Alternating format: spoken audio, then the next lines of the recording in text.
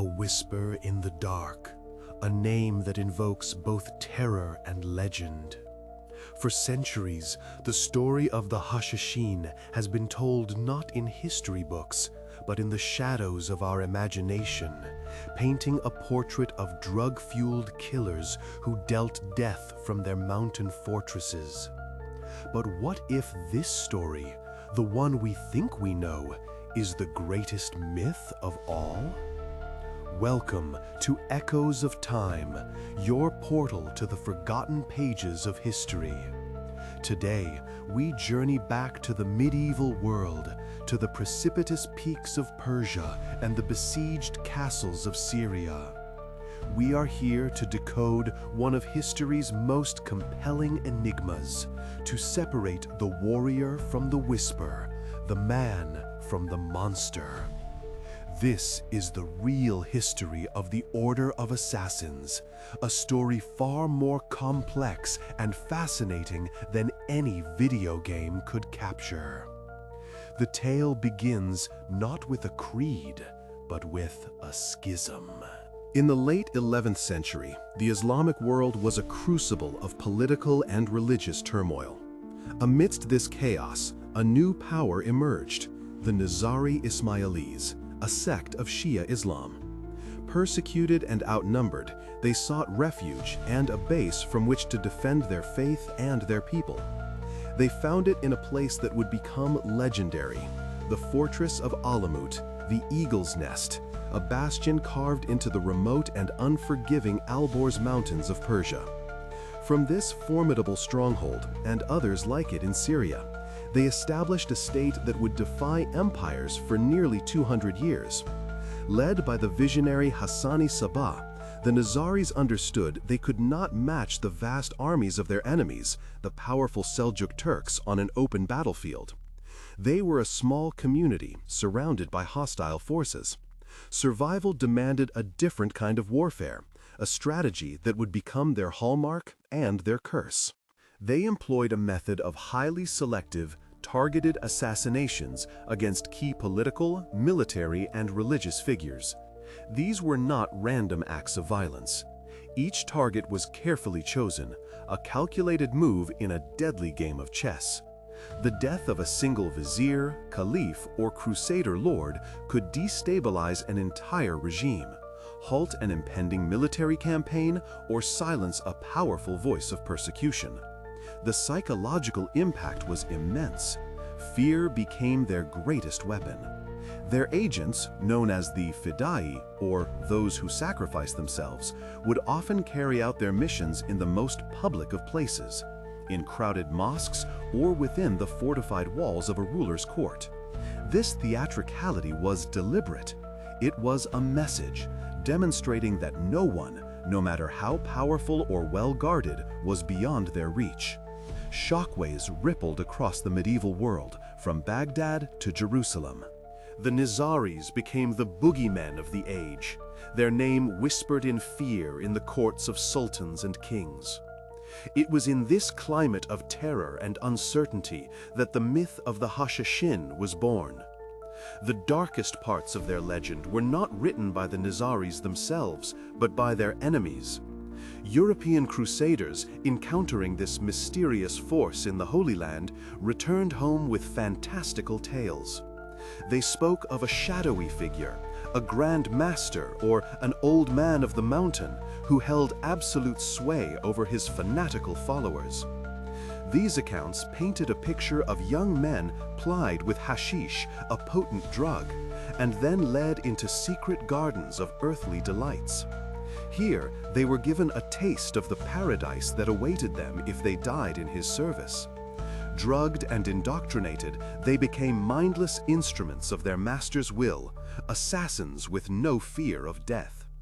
This narrative, a potent blend of Orientalist fantasy and wartime propaganda, was cemented in the Western imagination by the writings of Marco Polo. Though he traveled through the region decades after the fall of Alamut, his sensational account became the definitive story for centuries. It was a compelling tale, but it served a clear purpose: to dehumanize the Nizaris. By portraying them as drug-addled fanatics manipulated by a sinister cult leader, their enemies could dismiss their actions as mindless terror rather than legitimate political and military strategy. They weren't a rational state defending itself, they were a band of crazed killers. The name itself, Hashashin, likely began as a derogatory slur used by rival factions, meaning hashish user, a term intended to delegitimize them and paint them as outcasts. For centuries, this version of the story remained largely unchallenged. But modern scholarship, sifting through fragmented manuscripts and ancient chronicles, has begun to reveal a far more multifaceted reality. Contemporary historical research presents us with a compelling enigma, with several theories that challenge the simplistic, popular narrative. The first perspective dismantles the very name that has defined them. The idea that they were a group of drug users is now widely considered a fabrication, a black legend spread by their enemies. There is no evidence from Nizari sources, or even from most of their contemporary Sunni rivals, that they used hashish as part of their methods. The term Hashashin was a weapon of propaganda, not a reflection of reality. Another, more pragmatic theory reframes their actions entirely. It posits that the Nizari Ismailis were simply masters of asymmetrical warfare. Faced with overwhelming military powers, they developed a doctrine of targeted killings as a rational and effective tool of statecraft. It was a way to level the playing field, a deterrent that was far more economical than raising and fielding a conventional army. Their fidai were not drugged zealots, but highly disciplined, religiously motivated operatives. They were the special forces of their day, undergoing years of rigorous training. They studied languages, theology, and the culture of their enemies, allowing them to infiltrate the highest levels of power and wait, sometimes for years, for the perfect moment to strike. Their devotion was not to a drug-induced vision of paradise, but to their faith and the survival of their community. Perhaps the most surprising view emerging from modern research is one that highlights their intellectual and scientific contributions. The myth focuses solely on their martial prowess, but fortresses like Alamut were not merely military garrisons. They were vibrant centers of learning and scholarship. The Nizaris amassed one of the finest libraries in the medieval world, a repository of scientific texts, philosophical treatises, and religious works. They welcomed scholars from across the Islamic world, fostering an environment of intellectual inquiry that directly contradicts the image of a closed, fanatical cult. Their legacy, this theory suggests, is not just one of the dagger, but also of the pen. They were not just assassins, they were patrons of science, astronomy, and medicine, whose contributions were tragically obscured when their fortresses and their libraries were ultimately destroyed. The end of the Nizari state came not by the hand of their regional rivals, but from the unstoppable force of the Mongol invasion. In 1256, the armies of Hulagu Khan laid siege to Alamut. The fortress that had been impregnable for over a century finally fell. The Mongols, in their devastating campaign across Persia, systematically dismantled the Nizari strongholds and, crucially, destroyed their records. What we know of them today is largely filtered through the accounts of their enemies, the very people who had the most to gain from portraying them as monstrous figures. We are left with fragments, echoes of their own voice lost to the ravages of time. And so, the legend of the Hashashin endures, a powerful narrative that continues to fascinate and inspire, fueling modern entertainment from novels to the global phenomenon of Assassin's Creed. But this popular image is a distorted reflection of a much deeper truth. The real story is one of a persecuted community that, against all odds, established a state among giants.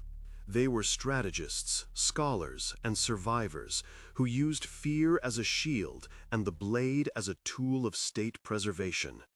They were a complex people whose true motivations and sophisticated culture were buried under centuries of myth and propaganda. As we at Echoes of Time sift through the dust of history, we find that the most enduring enigmas are not the ones shrouded in total mystery, but those where the truth has been hidden in plain sight, obscured by a more convenient story. The Hashashin were not just a secret society of killers, they were a nation fighting for its soul. Their tale is a stark reminder of how easily history can be rewritten by the victors, and how the whispers of propaganda can echo louder than the truth for 1,000 years. In the end, we are left to wonder, how many other stories from our past have been buried under the weight of myth, waiting for their true echo to be heard through time?